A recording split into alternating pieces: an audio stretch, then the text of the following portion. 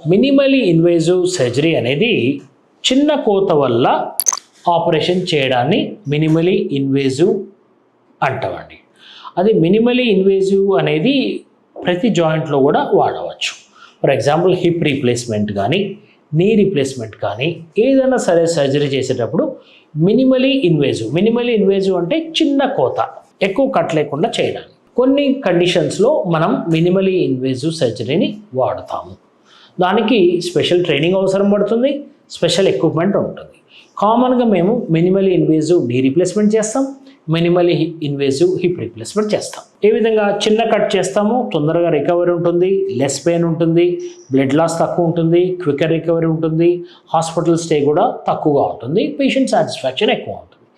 దీనికి అందరికి చేయొచ్చా అంటే సెలెక్టివ్గా, ఇండికేటెడ్గా సూటబుల్ పేషెంట్స్కి మినిమలీ ఇన్వేజివ్ సర్జరీ చేయవచ్చు.